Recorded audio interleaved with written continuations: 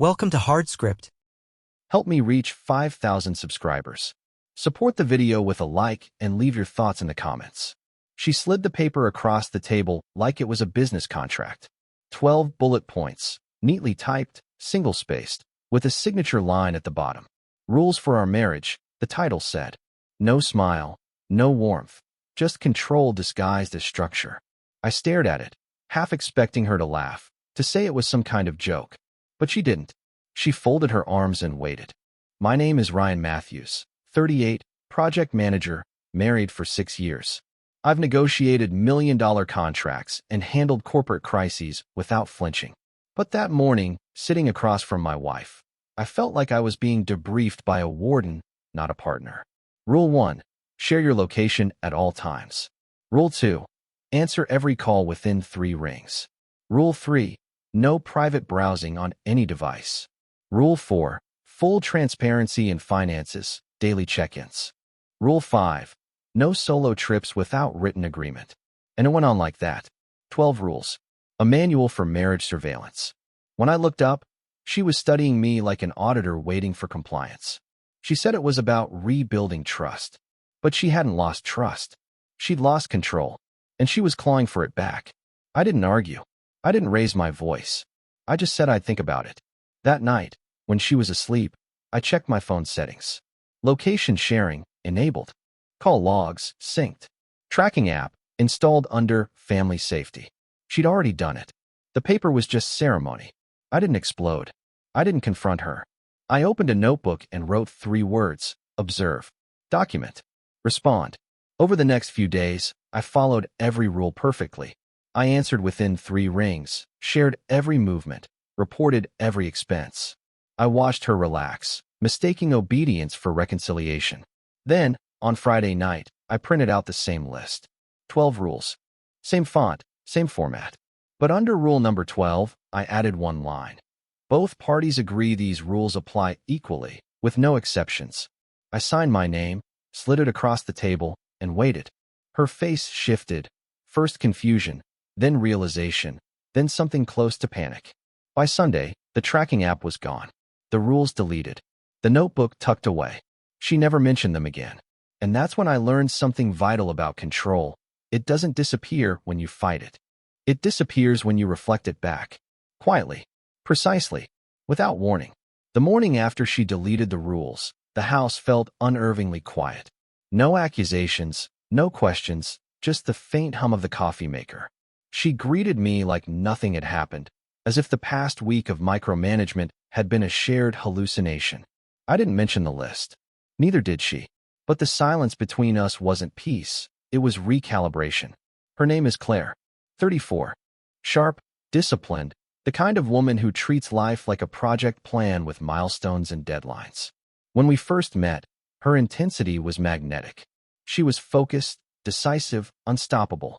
Somewhere along the way, that same precision had turned into control. Every decision, how we spent money, who we saw, even how I dressed, came with a quiet expectation to comply. After the rules incident, she became cautious. Polite, even. She overcompensated with small gestures, cooked breakfast, left handwritten notes, asked about my day. To anyone else, it might have looked like remorse.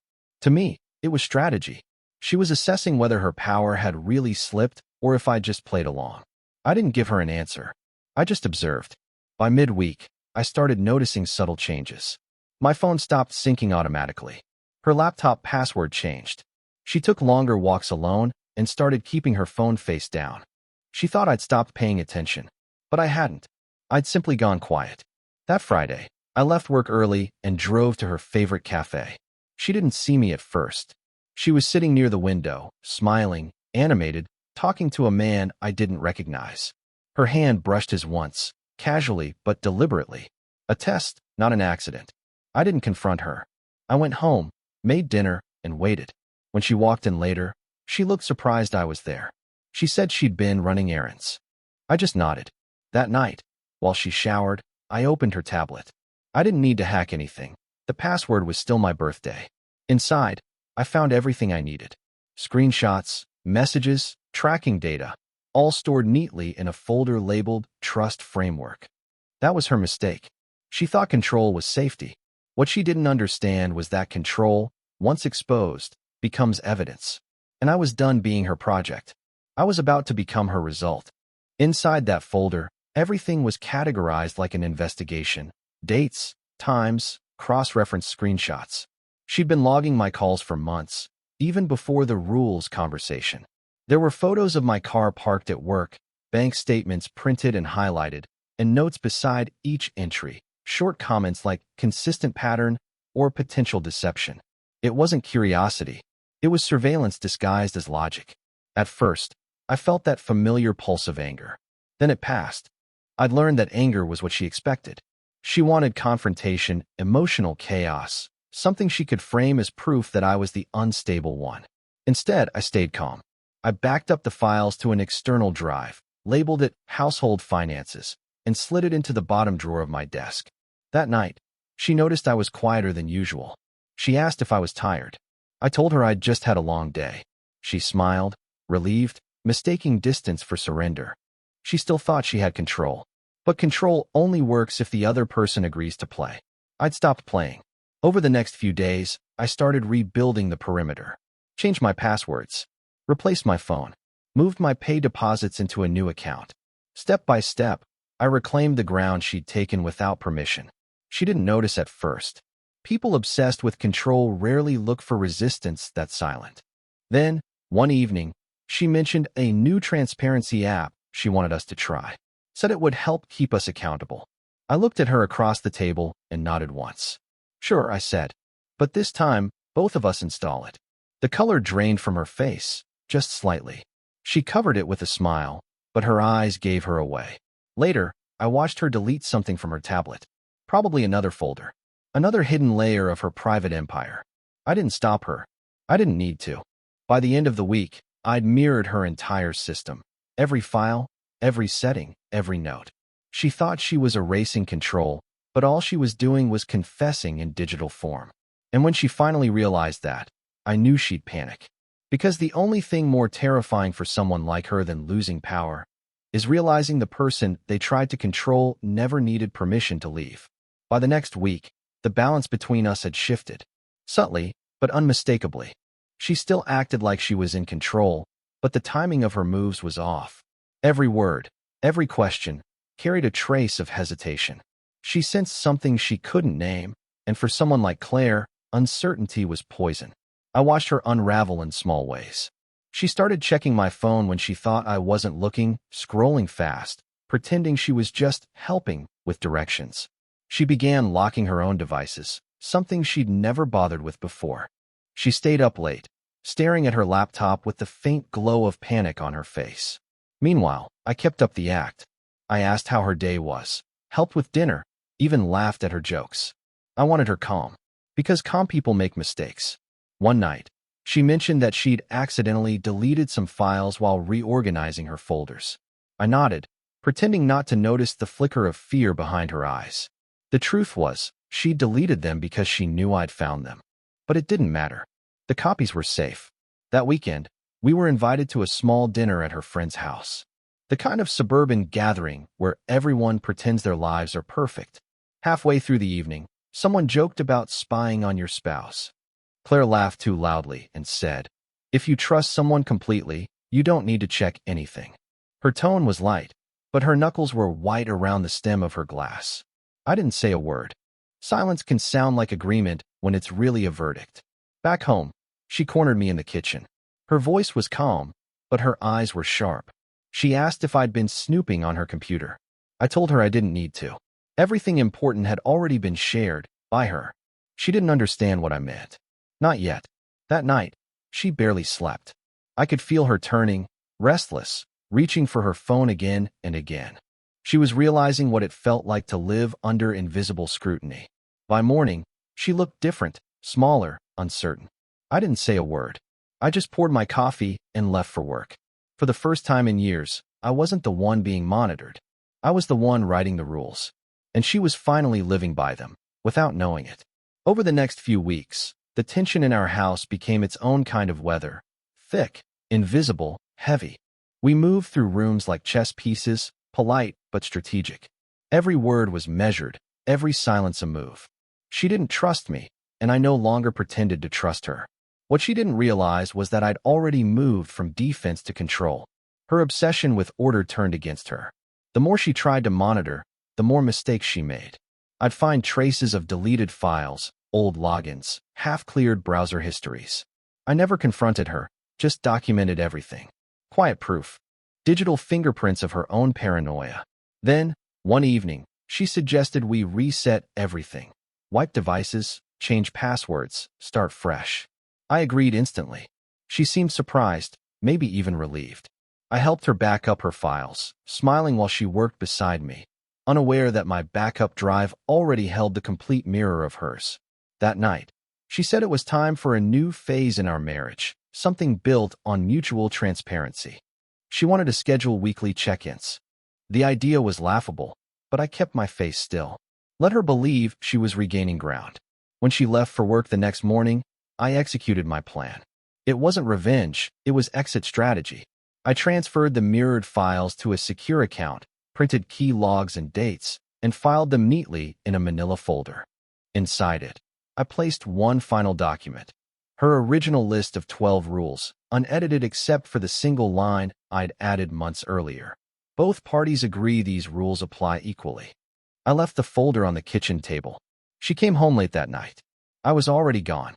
The house was spotless, the keys on the counter, the folder waiting like an unopened letter. I didn't leave a note. She didn't deserve an explanation, just reflection. The next day, I received a single text. You win. I didn't reply. It wasn't a game. It was a conclusion. Control had always been her weapon, but in the end, it became her mirror. And the thing about mirrors is, they never lie. For the first time in years, I was free. Not because I'd escaped her control, but because I dismantled the need to prove anything to someone who only understood power, not peace. I drove west that night.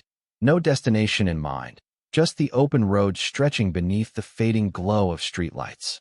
The city fell away behind me like a bad signal dropping out. I didn't check my phone. I didn't call anyone. I just drove until the silence felt clean again. By sunrise, I stopped at a small roadside diner 2 towns over. The kind of place where nobody asks questions. I ordered black coffee, sat by the window, and stared at the reflection of my face in the glass. I looked older, but lighter. There's a particular calm that comes when you stop defending yourself to someone who never intended to understand you. I rented a room at a motel nearby, temporary but quiet. The first night, I slept for 12 hours straight. No alerts, no GPS pings, no unseen eyes monitoring my every move. When I woke, I realized I didn't have to explain where I'd been or why. That kind of freedom doesn't feel loud. It's subtle, almost surgical, like a pressure finally released. Over the next few days, I set up the rest of my plan. I transferred my savings into a new account, updated my work records, changed my number, and gave HR a new address. No drama, no announcements, just deletion, clean, deliberate, final. Meanwhile, messages began appearing in my inbox. At first, just 1 or 2, then more. All from her.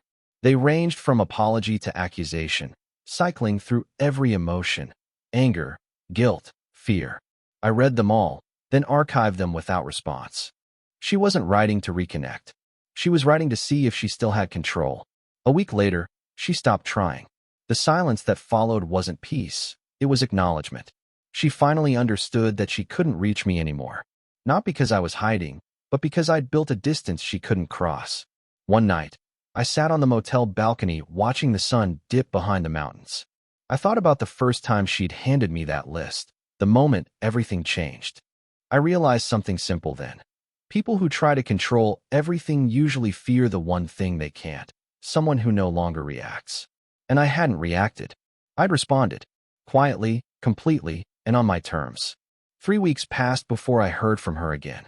The message wasn't from her phone this time. It came through an email marked urgent. I almost deleted it without opening, but the subject line stopped me. It said, "You were right." The email was short. She wrote that she'd been seeing a therapist, that she finally understood what control really was. She said she'd grown up in a house where silence meant danger, and that's why she filled ours with rules, to feel safe. Then she ended with a line that stayed with me. "You didn't fight me. And that's what changed everything. I read it once, then closed my laptop. I didn't reply. Her words weren't an apology, they were an explanation. And explanations aren't always what peace needs. By then, I'd found a small apartment near the coast. It wasn't much, one bedroom, creaky floors, a view of the ocean if you leaned far enough out the window, but it felt real. Honest. I started running in the mornings again, something I'd stopped years ago when every minute had to be accounted for. The air tasted new, the kind of sharp that stings but wakes you up. Work had become simpler, too. Without her constant check-ins, I remembered what focus felt like. Colleagues noticed the change, said I seemed calmer, more deliberate. They didn't know the full story, and I didn't offer it. Some truths don't need an audience. They just need to exist quietly, between you and the life you're rebuilding. One afternoon, as I was unpacking, I found her original paper, the list of 12 rules. I'd forgotten I'd kept a copy. The paper was slightly creased, faint coffee stain in the corner, her signature sharp and deliberate. I read each rule again, slowly this time, realizing they weren't about marriage. They were about control disguised as safety. At the bottom, under her list, was my single line. Both parties agree these rules apply equally. It still made me smile. That one sentence had undone everything she'd built. Not with force, not with anger, with reflection. Control doesn't survive in equality. It suffocates there. And that's why she deleted everything, because she finally saw herself in the mirror I'd handed her. Quietly, patiently, completely. Life moved on quietly, like a tide that no longer reached the same shore. I didn't think about her often, but every now and then, something small would pull me back. A phrase someone used, a song she once played while cooking, the faint echo of her voice reminding me how control had once sounded like love. But memory is strange. Over time, even the sharp edges dull. I spent that spring rebuilding a version of myself I'd left behind years ago. I started fixing things with my hands again, small repairs, shelves, furniture. There's something grounding about creating order without needing permission. I wasn't running from the past anymore. I was reoccupying the space it had left behind. One morning, while clearing out old files on my computer, I found the backup folder I'd made of all her trust framework documents. Every message, every record, every trace of the invisible cage she'd built. For a moment, my finger hovered over the delete key. Then I hesitated. It wasn't anger holding me back, it was awareness. Those files weren't reminders of her control. They were proof of my escape. I moved them to an external drive and labeled it closure. Then I locked it away, not to revisit, but to preserve the evidence of who I'd become since. Because sometimes, leaving something untouched is the loudest statement you can make.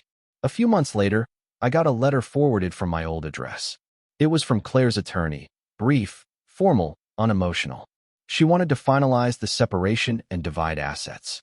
There was no mention of the list, the surveillance, or the aftermath. Just clean lines, signatures, endings. I signed without hesitation. It was done. The night after, I sat by the water and watched the horizon fade into dusk. The sound of waves filled the space where her voice used to live. And for the first time, I realized what freedom actually feels like. It's not adrenaline. It's not revenge. It's the steady rhythm of a life that no longer needs defending. She once believed control could protect her from uncertainty. But all control ever does is isolate. In trying to contain me, she'd trapped herself. And in walking away quietly, I'd freed us both. One through silence, the other through consequence. It took almost a year before I realized how deeply that experience had changed me. Not just how I saw her, but how I saw control itself. People talk about freedom like it's a single event, some grand exit or explosive act of defiance. But it isn't. Freedom is quieter than that. It's the moment you stop reacting to someone else's script and start writing your own again. I'd built a small life that suited me. My days were predictable, but intentionally so. Work, walks by the water, calls with friends I'd lost touch with. I'd even started volunteering on weekends, fixing old computers for local schools. There was peace in repetition. Predictability, when chosen, isn't confinement, it's recovery. Every so often, her name would cross my mind, not with anger, but with curiosity. What had she learned, if anything? I never searched. That part of my life was sealed off, archived like an old project that had already been delivered and filed away. Then one evening, while cleaning up after dinner, I received an unexpected email. No subject line, just her name. I hesitated, but curiosity won. It wasn't long, 2 paragraphs at most. She wrote that she was living in another city now, working remotely, trying to rebuild. She said she'd met someone new but didn't want advice or approval. She only wanted to thank me for not destroying her when I could have. I read it twice. Her tone was honest, not manipulative. I didn't sense strategy or guilt, just reflection. She ended it with, "You taught me that silence can be mercy. I didn't understand that before." I didn't reply. There was nothing to add. Her words didn't reopen a wound. They closed it completely. I deleted the email, emptied the trash, and shut down my computer. That night, I stepped outside. The sky was clear, stars bright against the dark. For the first time, I felt like I could breathe without waiting for permission. Control, I realized, had never been the real prison. Fear was. And the only way out of fear is through calm, measured, deliberate, and unshakable. She handed me 12 rules to keep me small. I'd answered with one sentence that made her see herself. And in doing so, I'd found something she never could: peace that doesn't need to prove itself. It's strange how quiet endings stay with you longer than the loud ones. There was no explosion, no shouting, no final confrontation between us. Just a slow unwinding, a quiet withdrawal from the chaos she'd created. And now, years later, that silence feels like the truest form of closure. Sometimes people think strength is about volume, raising your voice, fighting harder, standing your ground. But I learned that real strength hides in stillness. It's the pause before reaction, the breath between anger and response. It's understanding that revenge doesn't restore balance, distance does. I kept her letter, the one where she thanked me, folded inside a journal I rarely open. Not because I'm sentimental, but because it reminds me of how far I've come. When you live under control for long enough, you start to shrink without realizing it. You start measuring yourself through someone else's comfort. It takes time to remember who you were before the noise. Now my days are simple. I wake early. I work. I run. I cook in silence. I don't need anyone to track where I go or ask for proof of loyalty. The only rules I follow now are my own, unwritten, unspoken, and balanced. Every once in a while, I still think about that piece of paper, the 12 rules that started it all. I can picture her handwriting, sharp and certain, as if control could be maintained by command. But I remember, too, the single sentence I added, the one that turned her structure into a mirror. Both parties agree these rules apply equally. That line didn't destroy her. It dismantled the illusion she lived inside. It forced her to look at herself, and for people like her, that's far more devastating than confrontation. I don't know where she is now. I don't need to. Maybe she learned something. Maybe she didn't. Either way, I've learned everything I needed to. The truth is, some wars end not with surrender, but with silence. Not because one side wins, but because one side walks away without needing to prove they could. And when I think back to that day at the kitchen table, the list, the rules, the quiet line that changed everything, I don't feel anger anymore. Only gratitude. Because in trying to control me, she taught me what freedom really sounds like. It sounds like nothing at all. Support the channel by liking, commenting, and subscribing. I promise even more interesting stories.